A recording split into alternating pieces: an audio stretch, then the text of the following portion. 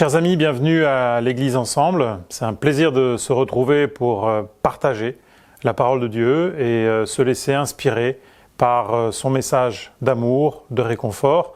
Je vous invite à prier ensemble et à, par la suite, parcourir l'Évangile. Seigneur bon Père, merci pour ce temps qui nous rassemble, pour ce moment où nous pouvons ouvrir ta parole librement et nous laisser inspirer, nous laisser reprendre parfois, nous laisser encourager par elle, par ta présence au travers de ces pages, de ces paroles de bienveillance, d'amour, de sagesse, de réconfort, mais aussi parfois qui nous appellent à changer et à laisser ton esprit transformer en profondeur nos caractères. Garde-nous pendant ce moment et laisse-moi humblement, simplement, étendre ta bénédiction sur toutes celles et tous ceux qui partageront, Seigneur, ce temps et sont unis par ce moment un peu particulier au travers des médias et qui aussi trouveront dans cette parole réconfort, Seigneur. Merci pour ton amour et ta présence au nom de Jésus. Amen. Laissez-moi commencer ce temps de réflexion autour de la parole du Seigneur et particulièrement d'un texte précis au travers d'une question qui m'a été posée il y a de ça quelque temps par quelqu'un de très très proche et qui de façon assez simple, c'est peut-être une question qu'on vous a déjà posée aussi ou que vous posez parfois, cette personne m'a demandé « Est-ce que tu es heureux ?» Alors ça semble simple comme question et peut-être parfois, si les circonstances ne sont pas trop défavorables, on a envie de répondre assez rapidement « Oui, je suis heureux. » Voilà. Oui, ça va, oui, je vais bien. On a des postures un peu comme ça qui rassurent, qui réconfortent, qui tranquillisent et qui en même temps, peut-être, nous permettent de nous camoufler et de ne pas peut-être présenter des doutes, des inquiétudes, peut-être des craintes, des peurs, qui sait pour certains. Cette question m'a interpellé parce que la personne qui me l'a posée, étant quelqu'un de très proche, attendait une réponse peut-être un peu plus précise, si vous voulez, en tout cas plus réfléchie. Et je me suis dit, ok, j'essaie de mettre de côté ce qui peut me satisfaire, les bonnes nouvelles de la journée, quelque chose au travail qui a bien réussi. J'essaie de mettre de côté aussi peut-être les aspects de plaisir qui sont aussi importants. Le plaisir de fêter un anniversaire, de participer à un mariage, de retrouver peut-être un ami, un proche qu'on ne voit plus depuis un certain temps. Et je me suis laissé imprégner par la question un peu en profondeur qui, je pense, interroge nos existences, nos vies. Et je me suis demandé, voilà, est-ce que tu es heureux ? Est-ce qu'on peut dire que toi, qui es quelqu'un qui connaît le bonheur, ou en tout cas qui a trouvé un bonheur, qui irradie, qui rayonne, qui illumine dans sa vie, malgré les circonstances. Alors bien évidemment, comme peut-être certains d'entre vous, je me suis interrogé sur ma foi, sur ma compréhension de la parole de Dieu, sur ma mémorisation de certains passages, de certains versets, à savoir si cette vérité, ces vérités, et si au travers d'elles la rencontre du Christ m'offre le bonheur, m'offre la joie, malgré parfois des circonstances tristes qu'on traverse tous, m'offre le plaisir d'être heureux. Et un texte assez rapidement est venu à mon esprit, un texte que j'ai l'habitude de méditer, un texte où le Christ, dans son ministère, au début de son ministère justement, définit, alors de façon très paradoxale, toute une série de situations plutôt tragiques, dramatiques ou difficiles en tout cas de l'existence, comme des espaces de bonheur. Et donc bien évidemment, certains l'ont compris, on va relire ensemble rapidement et les commenter entre nous, les béatitudes. Alors le mot « heureux », puisque Jésus commence par ce terme, ces toutes petites phrases qu'il a ciselées pour qu'on puisse même les mémoriser. Et je vous invite à le faire. Je sais que certains d'entre nous ont l'habitude de mémoriser certains textes et je pense que ces béatitudes, particulièrement peut-être dans des nuits agitées ou dans des circonstances un peu tragiques, laisser cette parole s'inscrire et peut-être se graver dans nos neurones, c'est un réconfort, c'est un secours, c'est vraiment un rocher auquel on peut s'accrocher et au travers duquel on peut même approcher la prédication et donc la présence du Christ dans des moments peut-être plus dramatiques et plus difficiles. Jésus dira, reprenons-le ensemble, dans Matthieu, au chapitre 5, à partir du 3e verset, « Heureux les pauvres en esprit, car le royaume des cieux est à eux. Heureux les affligés, car ils seront consolés. Heureux les débonnaires, car ils hériteront la terre. Heureux ceux qui ont faim et soif de la justice, car ils seront rassasiés. Heureux les miséricordieux, car ils obtiendront miséricorde. Heureux ceux qui ont le cœur pur, car ils verront Dieu. Heureux ceux qui procurent la paix, car ils seront appelés fils de Dieu. Heureux ceux qui sont persécutés pour la justice, car le royaume des cieux est à eux. Alors, je m'arrêterai, si vous voulez bien, sur les 8 premières béatitudes, comme on les appelle, sur ces 8 promesses de bonheur, sur ces 8 déclarations du Christ qui commencent par « Heureux ceux qui », 3 petits points. On laisserait la toute dernière du verset 11 et 12 pour une prochaine réflexion, parce qu'elle nous interpelle sur d'autres thématiques. Ces 8 premières citations très paradoxales, hein, on parle de gens qui sont affligés, on parle de gens qui sont plutôt dans la tristesse, on parle de gens qui constatent une forme de pauvreté, on parle de gens qui sont dans la persécution. Donc, c'est pas forcément la définition qu'on se ferait du bonheur tous les jours ou de l'état d'être heureux. Eh bien, ces béatitudes, vous le savez peut-être, Ellen White consacre un livre spécial, rien qu'à cette thématique-là, les béatitudes. Le titre s'intitule « Heureux ceux qui », il existe en français, il n'est pas très très long, il fait un peu plus d'une centaine de pages, et il est extrêmement réconfortant, et il nous interpelle déjà sur le ministère d'Ellen White et sur la lumière qu'elle veut apporter sur cette prédication. Je disais en souriant avec un collègue, elle n'a pas écrit un livre sur les plaies d'Égypte, elle a écrit un livre sur les béatitudes, c'est-à-dire sur cette option possible, cette invitation au bonheur. Alors peut-être de façon inattendue et décalée, de par ce que le Christ va présenter ici, ou peut-être parce qu'il va nous interroger en profondeur sur nos choix, notre existence, nos valeurs, et en même temps sur ce qui irradie notre quotidien et nos décisions. Elle écrira rapidement, je vous lis ces 3 phrases du début du chapitre, de l'introduction de son livre « Heureux ceux qui ». Tous ceux qui sont conscients de leur profond dénuement trouveront justification et force en regardant à Jésus. Venez à moi, vous tous qui êtes fatigués et chargés, et je vous donnerai du repos. Il nous invite à échanger notre misère contre les richesses de sa grâce. Si sombre qu'ait pu être notre passé, si décourageant que soit le présent, si nous nous approchons de Jésus tel que nous sommes, faibles ou désespérés, le Sauveur, compatissant, viendra au-devant de nous.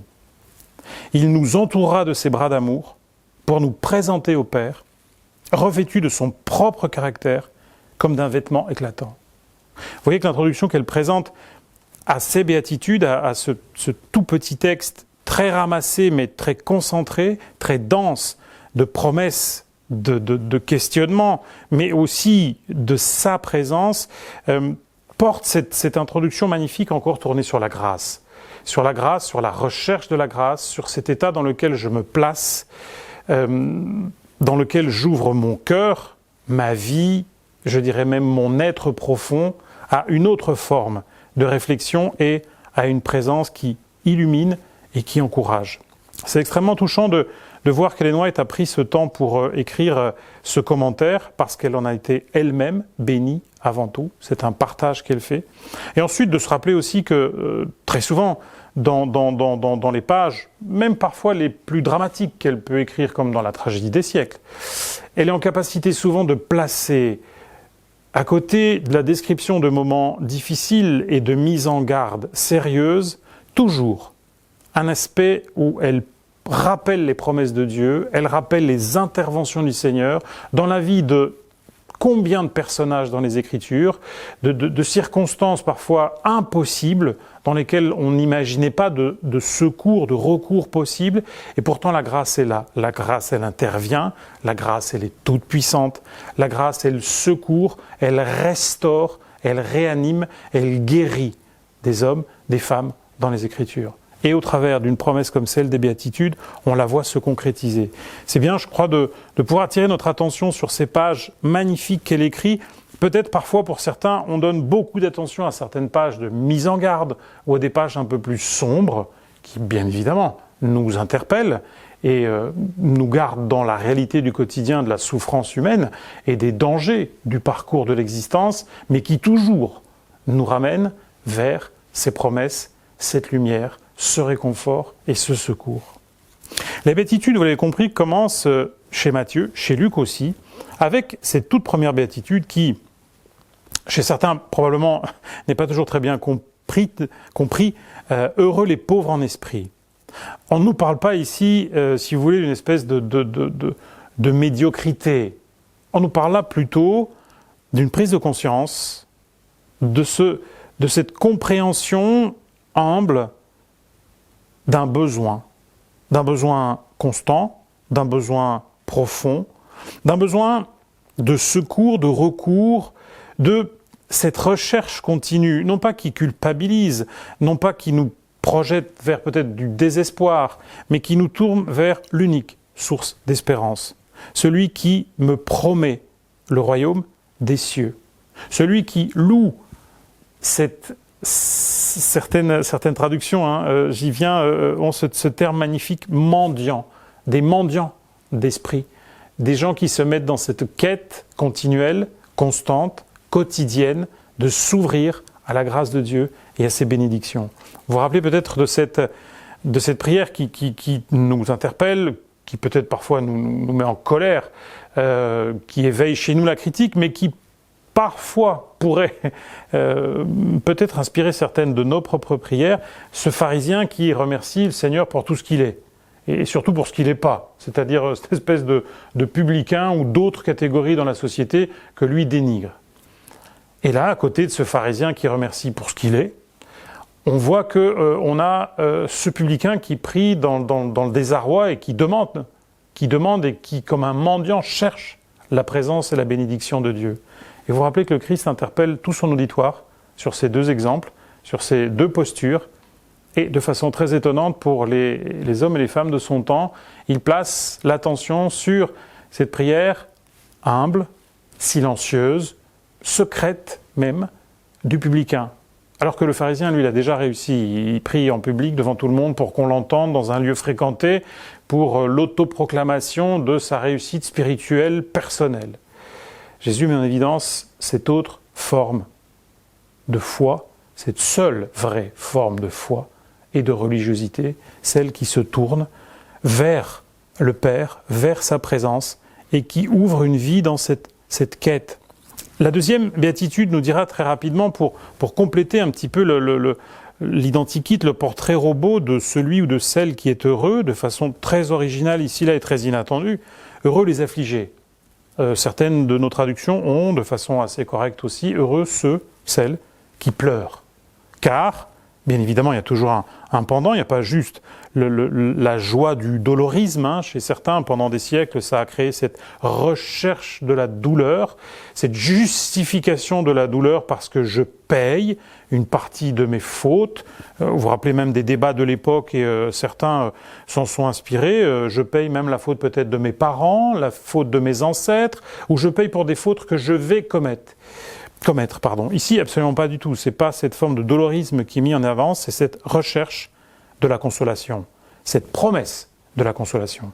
Parce que le Christ me dit, heureux les affligés, heureux ceux qui pleurent, car ils seront consolés. L'attente, l'attitude, c'est s'ouvrir à nouveau à celui qui dans les Écritures, et vous vous rappelez là, entre autres, il y a tellement de passages de l'Esprit Saint qui est présenté comme celui qui console.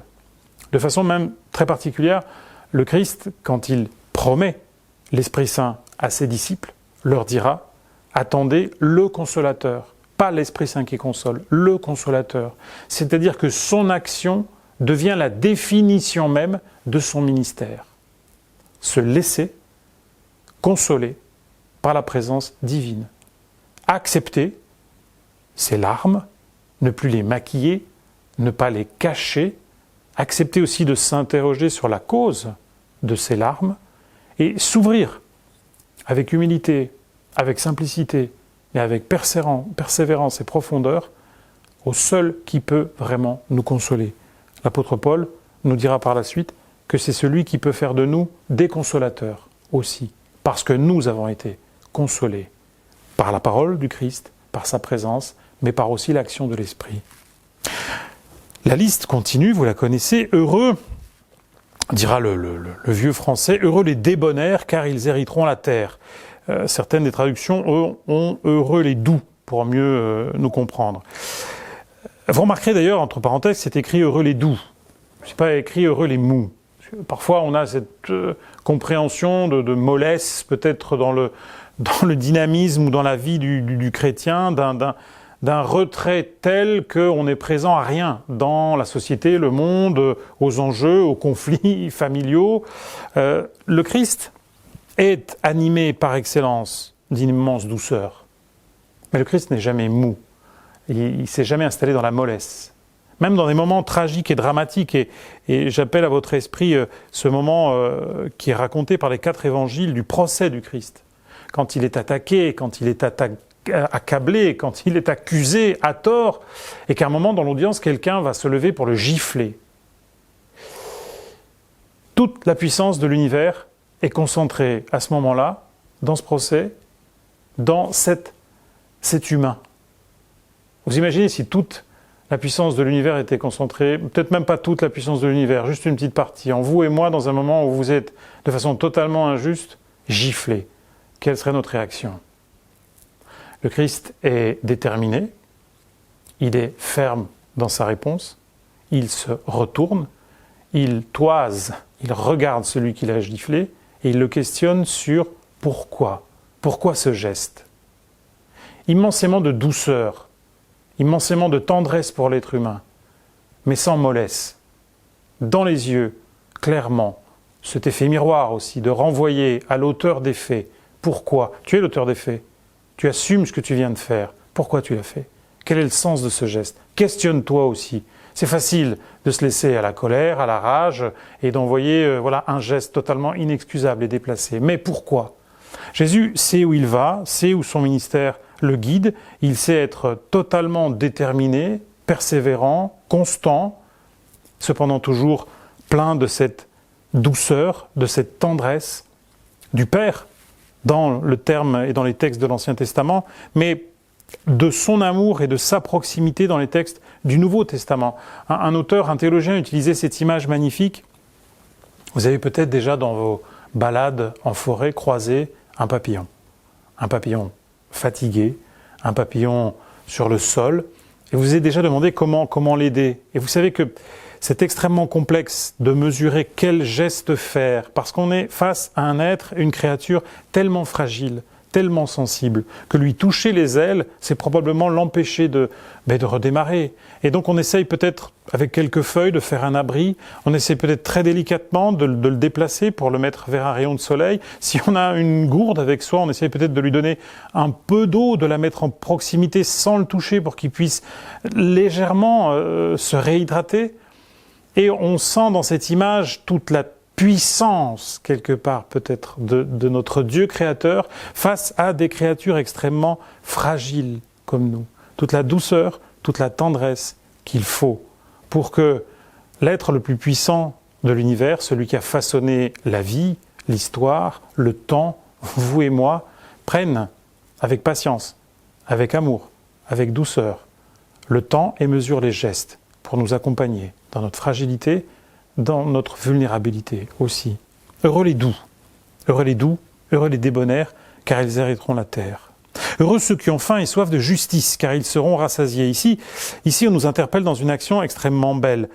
Sentir la faim quand on voit des situations d'injustice, être tiraillé à l'intérieur, en nous-mêmes, dans nos entrailles, parce qu'on voit le mal sous forme d'injustice se pratiquer devant nos yeux. Et on est interpellé parce qu'on a ici cette espèce de besoin d'intervenir. On est des passionnés de justice, de miséricorde, de compassion.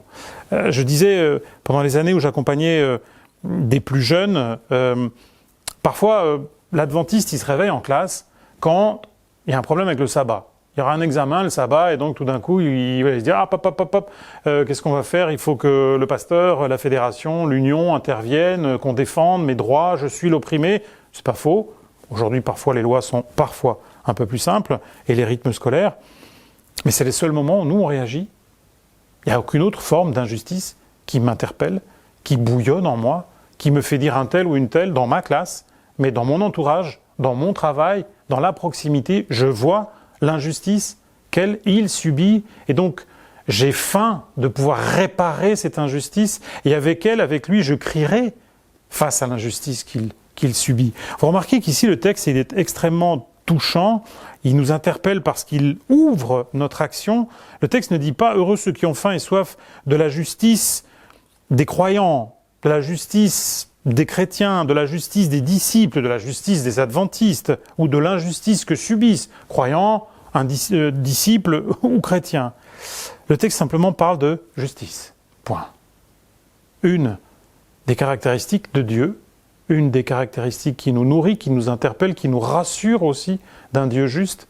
Et toute situation où l'injustice laisse cette marque affreuse dans la vie, dans la dignité d'une créature, quelle qu'elle soit, quoi que ce soit qu'elle croie, cela m'interpelle, cela me fait bouillir et cela m'appelle à être à ses côtés, à encourager, à soutenir, à protéger et à dénoncer le mal quand je le vois. Le texte continue en disant « Heureux les miséricordieux, car ils obtiendront miséricorde ». Vous voyez comme le Christ a construit ce texte afin qu'il soit vraiment mémorisable et mémorisé. La miséricorde. Est-ce que je suis en capacité, très régulièrement, d'arrêter mon action, mon flot de paroles, les décisions dures, difficiles que je prends pour les façonner dans la miséricorde.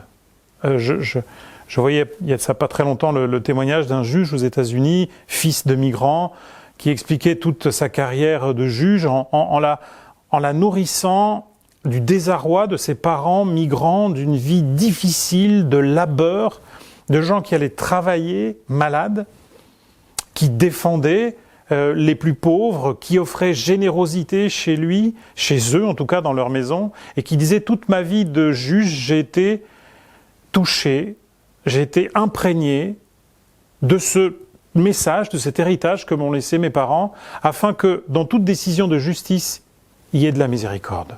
Que dans toute décision punitive, et elles sont nécessaires parfois, de protection, de prévention ou d'intervention face justement à l'illégalité ou à l'injustice, eh bien malgré tout cette parole, cette décision, cette punition puisse être porteuse de miséricorde. Et c'est extrêmement touchant de voir nombre de personnes dans le tribunal se lever, accuser, condamner et remercier ce juge pour cette miséricorde présente malgré tout dans la justice qui s'exprime. Miséricordieux, recevant miséricorde.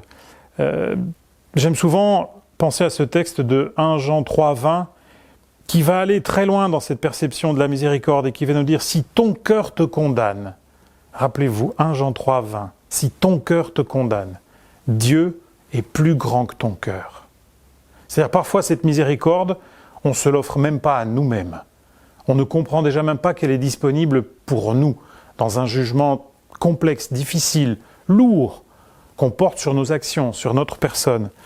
Dans ce texte, Jean, l'évangéliste, nous rappelle la victoire de la grâce et de la miséricorde, qui, elle, restaure, qui, elle, reconstruit, qui, elle, permet de redémarrer, repartir, certains rediront rebondir, dans des circonstances même dramatiques. Heureux les cœurs purs, continue le texte, car ils verront Dieu. La pureté, elle nous interpelle souvent, elle nous questionne. Le judaïsme a résolu d'une certaine façon ce questionnement lié à la pureté par l'intentionnalité. Le cœur pur, c'est celui qui pose une réflexion juste, légitime, profonde, sur l'intention qu'il y a derrière ses actions et ses décisions. Qu'est-ce qui m'a motivé ? Qu'est-ce qui m'a poussé à ? Est-ce que c'est un élan de générosité ? Est-ce que c'est un élan de pardon ? Est-ce que je suis dans une action ou un geste de construction ? Ou alors malheureusement, j'analyse effectivement ce qui m'a motivé et j'en déduis que ce n'était pas extrêmement glorieux. Un des textes qui définit de façon très touchante cette perception et cette lecture de ces fameux cœurs purs et de la pureté de certaines actions, décisions, intentions, est celui des 10 commandements, où on nous dit « tu ne voleras point ». Dans l'original, le terme « voler » en hébreu m'interpelle sur les liens que je noue avec d'autres et l'intimité qui naît de ces liens. En me questionnant, en me disant, que vas-tu faire de cette intimité dévoilée? Tu l'utilises à ton profit? Ou c'est l'opportunité d'accompagner encore mieux et encore plus en profondeur un autre humain? Ou encore une fois, est-ce que tu utilises à ton profit cette intimité? C'est un vol. Tu lui voles quelque chose, tu voles quelque chose de profond, quelque chose d'intime, quelque chose qui lui appartient et tu l'utilises pour toi. Là aussi, questionne tes intentions, tes gestes, tes décisions, tes relations. Heureux, et nous arrivons vers la fin de ce texte, et cette béatitude est extrêmement touchante. Heureux ceux qui procurent la paix, disent certaines traductions. Les plus anciennes et certaines traductions modernes reprennent aussi cette très très belle définition et ce très beau terme, heureux ceux qui sont des artisans de paix. Je m'arrête sur cette terminologie parce que bien évidemment le Christ est celui qui procure la paix, sa présence, ses promesses, ses enseignements procurent cette paix, construisent une paix durable, profonde, accessible. Mais ici on nous parle d'artisanat. L'artisanat, c'est celui qui développe un art pour ciseler la paix, pour la façonner. C'est pas de la paix industrielle, c'est de la paix au cas par cas, individu par individu, situation par situation, avec de la patience, avec du temps, avec de la sensibilité, pour comprendre, lire les événements, rejoindre l'autre dans son trouble, dans son manque de paix, dans son impatience, dans sa difficulté, son angoisse, et permettre humblement, simplement au Christ, par sa présence, sa parole, ses promesses, de construire cette paix.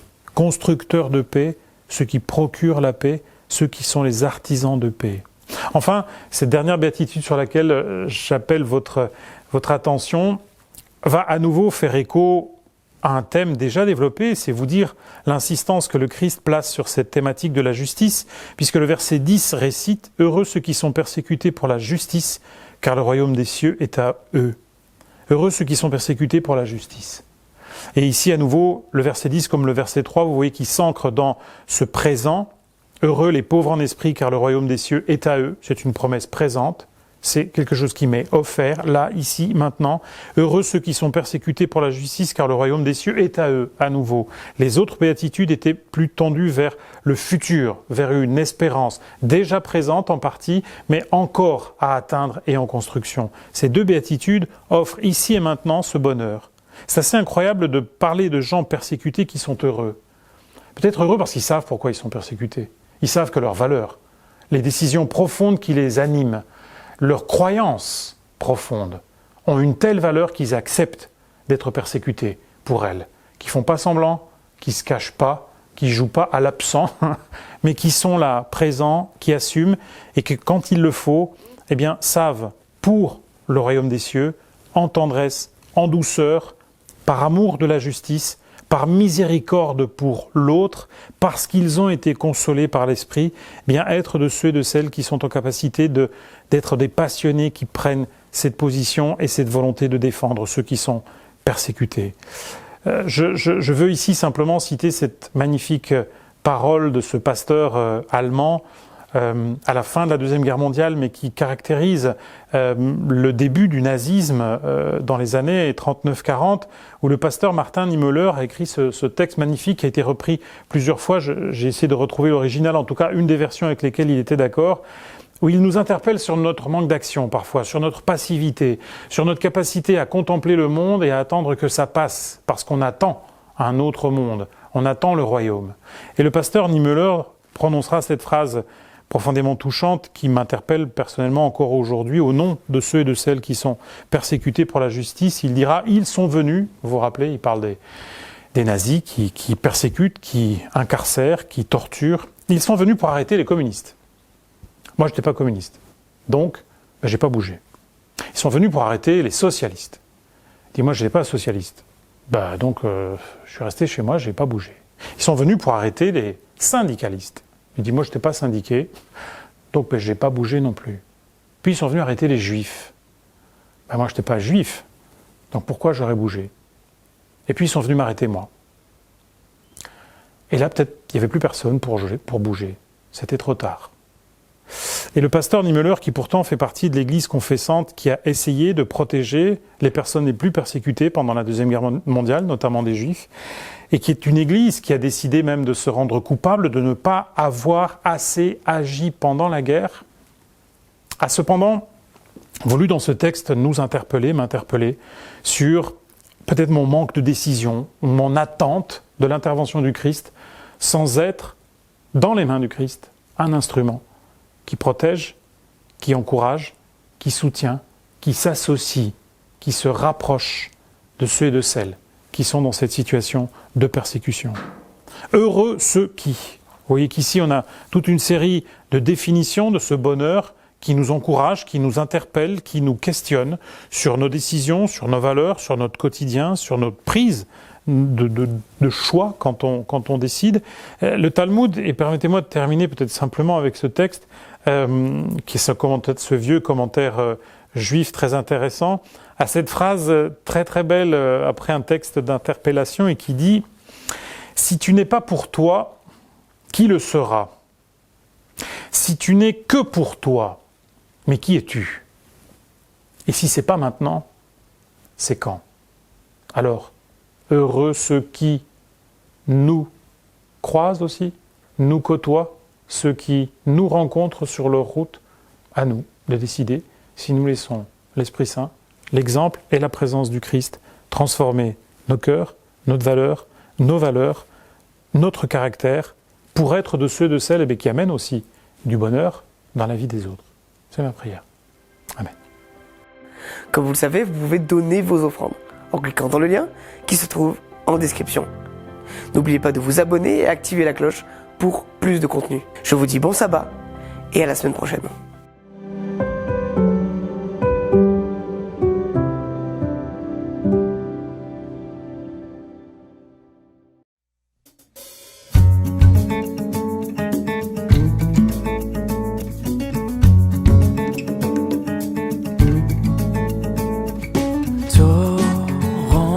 D'amour et de grâce, amour du Sauveur en croix, à ce grand fleuve qui passe, je m'abandonne et je crois.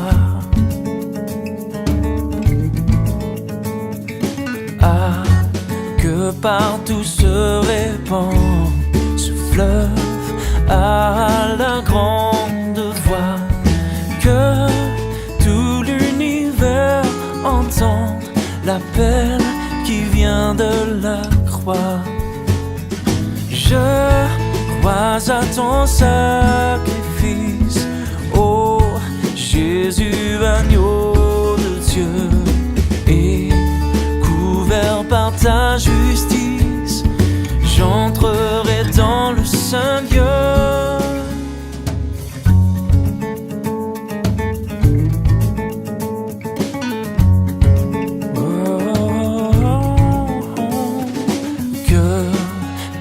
Âme condamnée, pour qui tu versas ton sang, sois au Père ramené par ton amour tout-puissant.